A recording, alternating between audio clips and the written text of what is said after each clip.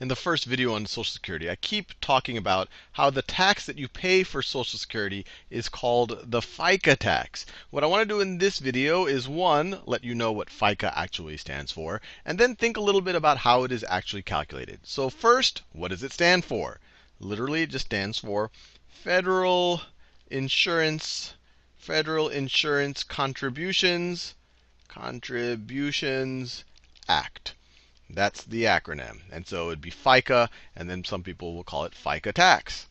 FICA tax. And this isn't just to support Social Security, or to be technically correct, to support the old age survivors and disability insurance. It's also part of FICA tax is for that, and part is for Medicare.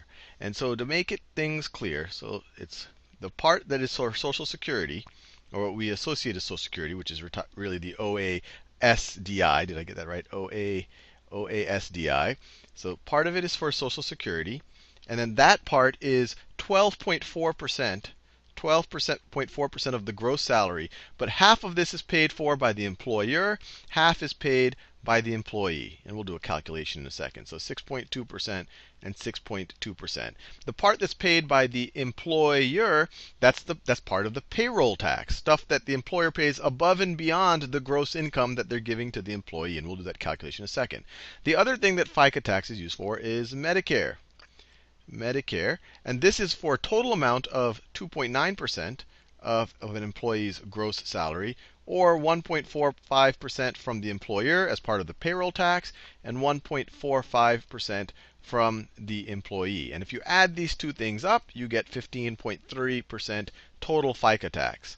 15.3%, where once again half is paid by the employer and half is paid by the employee. Now let's just do a calculation so that it makes a little bit more tangible sense of what I'm even talking about with this FICA tax. So let's imagine that you make $100,000 a year, and that's a nice number because it makes the math easy. And then your employee, let me write it like this, employee. So for Social Security, your employer will contribute 6.2% of this. So above and beyond paying the $100,000 gross salary, they will also pay 6.2%, or $6,200, or $6,200. And the employee will also pay $6,200. And that will be deducted from their paycheck. So that what they get will be net of the $6,200. And then for Medicare, let me do that in pink. Then for Medicare, the employer will contribute $1,450, once again above and beyond the gross salary of $100,000. And the employee will pay $1,450 out of their gross salary. So the total amount that is paid by the employer, is $7,650 in payroll tax for this one employee, and the total amount by the employee is the exact same amount, $7,650. So just to be clear, if you wanted to hire an employee and pay them $100,000 in gross salary, you actually would have to set aside $100,000 and the $7,650. So the employer, the total that the employer is paying, so employer, the total that they're paying, let me just think of it this way. The total that the employer has to set aside, total employer, if you include the salary, is going to be $107,650. So they can cover the gross salary plus this payroll tax over here. The net that the employee is getting, and actually this isn't even the net.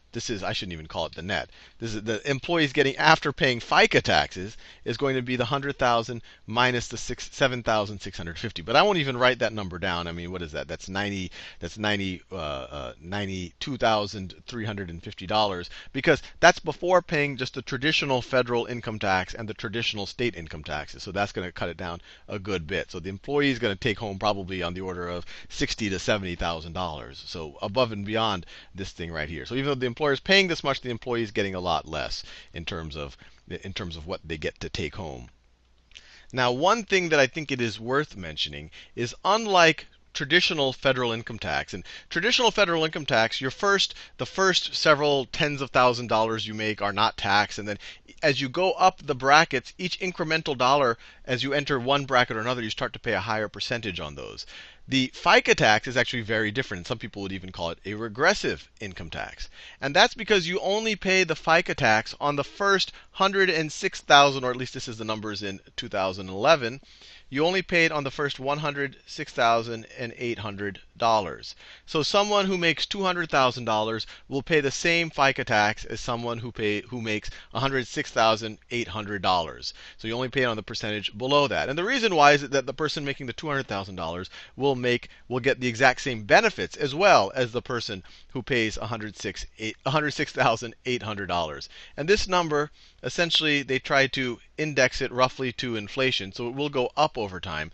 But to some degree, someone who makes, let's say, someone who makes below this threshold is going to pay this percentage, between them and their employers, they're going to pay this percentage of their income, while someone who makes much more than this will actually pay a smaller percentage of their income, but they'll end up getting the same benefits. And so that's one reason why it's considered regressive, is that as you make more money, you're actually paying a smaller percentage of your income on FICA tax. And the other reason why it's considered regressive is actually on the benefit side. Because obviously if you have two people receiving Social Security benefits, so you have this person, so this is when they turn 65. Let me put it this way. So let's say that you have two people, they work their whole lives, let's say they both retire at 65. Although that retirement age is increasing, it's slowly being indexed up. And then they retire. It's known that the wealthier people, or wealthier, and there's also demographics based on race and things like that, but it's known that wealthier people actually live longer, so they actually get benefits for a longer period of time. So they're actually able to get their benefits for longer. So depends where you fall into it. Likely that even though there's this cap, someone higher up the income chain also probably did pay more into it, but they are also getting a bigger check for paying more into it. The check that you eventually get is based to some degree on what level of FICA tax you were paying, and they're very well likely to be able to collect these payments for longer than someone who maybe doesn't have quite the same I guess quality of life and doesn't actually live as long.